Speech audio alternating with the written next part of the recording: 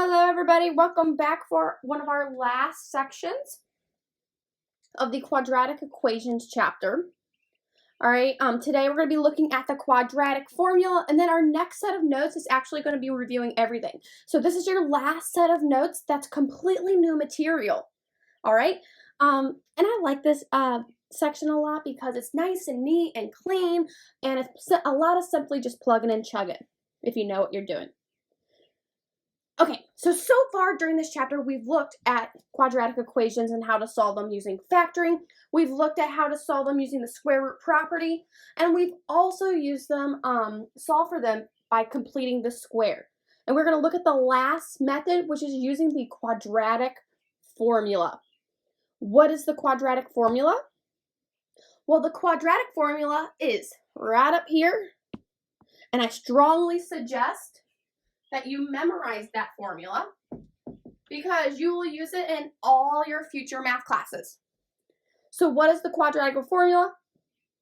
The quadratic formula, in order to solve for x, is equal to negative b plus or minus the square root of b squared minus 4ac all over 2a. Now, where the heck do you get those variables? Well, it's referring back to our standard form of our quadratic equation. So in order to solve for quadratic equations using the quadratic formula, you first have to make sure your equation is in standard form. Okay, so here in my example, I have x squared minus 5x minus 36. That's in standard form. Because remember, my standard form is ax squared minus bx, or not minus bx, well, plus bx plus c equal to 0. And you can have subtraction in there. But that's our basic standard form. And that's how we figure out what our variables are. It's going to be those coefficient values. So my next job is to identify what my variables are. Well, A is going to be equal to, let me change color so it stands out, my coefficient here, which is 1. My B is going to be my coefficient here, which is negative 5. And then finally, for my C value, it's going to be that last coefficient, or that last term, of negative 36. Once I have those variables, I can plug and chug.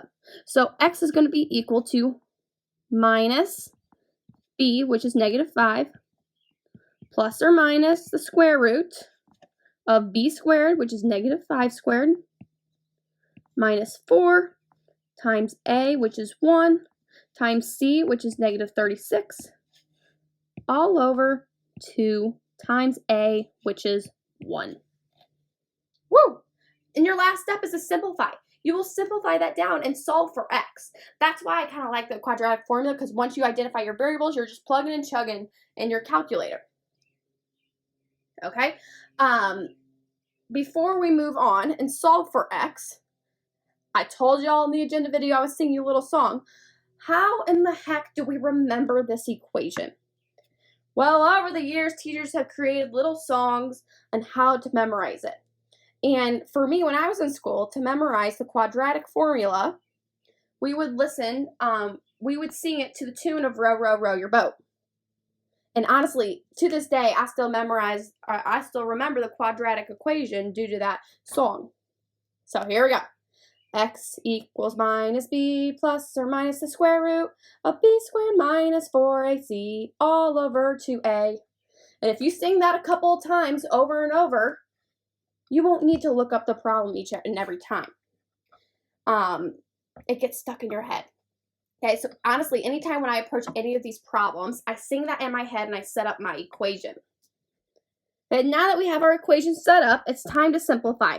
So negative 5 times negative 5, or I'm sorry, negative 1 times negative 5, which is positive 5.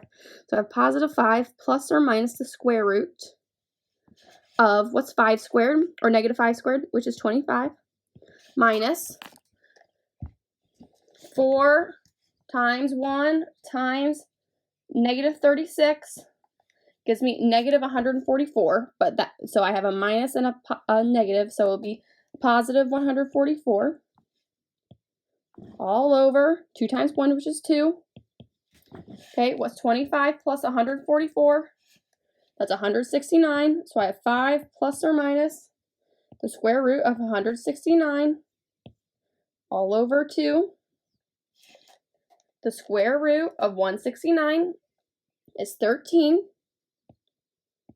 So in order to solve for x is going to be equal to 5 plus 13 all over 2, or x is going to be equal to 5 minus 13 all over 2. So 5 plus 13, that gives me 18 divided by 2, which is 9. And then 5 minus 13, is that negative 8? Yeah, negative 8 over 2, which gives me negative 4. So x here is going to be equal to 9 comma negative 4. Let's look at another problem.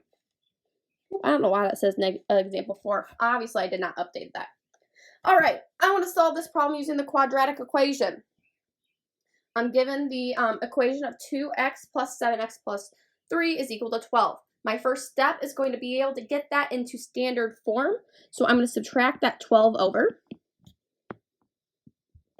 which gives me 2x squared plus 7x. Is that negative 9? Yeah, negative 9 minus 9 equal to 0. I have my equation. Time to identify my variables. So a is going to be equal to whatever's attached to my x squared, which is 2. B is going to be equal to whatever's attached to my x value, which is 7. And my last term is going to be negative 9. Okay, the most common mistakes made when using the quadratic formula is not using the correct signs as far as your variables. Okay, if you are subtracting something, your value is going to be negative. Similar to the last problem, here we had, from our b value, we had negative 9, and our last term was negative 36, because we were subtracting the term. So make sure you don't lose those negative signs. All right, now that I have my variables, I can plug it into the quadratic equation. So x is going to be equal to, x equals minus b, so negative 7 plus or minus the square root, b squared, which is 7 squared, minus 4ac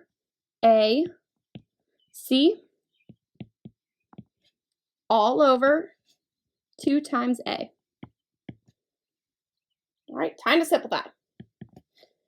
You're going to have negative 7 plus or minus the square root of 7 squared, which is 49, minus 4 times 2 times 9, which is 72, but it will be positive 72 because I have a negative and a negative. All over 2 times 2 is 4. 49 plus 72 is 121. What's the square root of 121? That'll be 11. So I'm going to have x equal to negative 7 plus 11 all over 4. And x is equal to negative 7 minus 11 all over 4. 11 minus 7 is 4, so 4 divided by 4 is 1. Negative 7 minus 11, or negative 7 plus negative 11, gives me negative 18 all over 4, which that can be reduced down by 2 over 2, which gives me negative 9 over 2. So x is equal to 1 comma negative 9/2. Winner, chicken dinner. Let's look at one more. Let me see what my other examples are. Let's do this one. Why not? We'll make this one our last one. All right. We're going to use the quadratic formula to solve this equation. So my first step is going to have to be to put it in standard form. So I'm going to subtract the 6x over minus 6x. Give me x squared plus 9x equals 0. All right, time to identify my values. A, B, C. A is going to be equal to whatever's attached to that x squared value, which is 1. B is going to be whatever's attached to that x value, which is 9. And C is going to be, what is C going to be? 0. Okay, we don't have a C, so it's going to be 0. What if, for chance, this was x squared plus 36? What would my B value be? my b value would be 0. So if something's missing within your equation, you plug in 0, which honestly, it actually ends up being really nice because it cancels out some calculations you have to do. So let's go through and do this one. All right, x is equal to minus b plus or minus the square root of b squared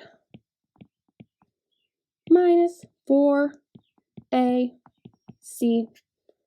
all over 2a. All right, time to simplify. Well, all of this is multiplied. Here, I'll change color so you can see it. All of this is multiplied by 0. So 0 times anything cancels it out. So all of that will go away, which is nice. Makes it easy for us. So that leaves me with negative 9 plus or minus. I have the square root of 9 squared. Well, what happens when, think back to your square root property. What happens if you take the square root of something squared? It cancels out. So that's going to be negative 9 plus or minus 9 all over 2 times 1, which is 2. See how nice it is to have something, one of your variables be 0? Makes it a lot easier for us. All right, so let's break this up. I'm going to have x equal to negative 9 plus 9 over 2, and x equal to negative 9 minus 9 all over 2. All right, 9 minus 9 is 0 over 2, which gives me 0. Negative 9 minus 9 is negative 18 over 2, which is negative 9. So my final answer for x is equal to 0, comma, negative 9. All right, and that's all I'm going to go over with you today. So that's the main gist of how to use the quadratic formula. Okay, if you have any questions, let me know. I'm here to help.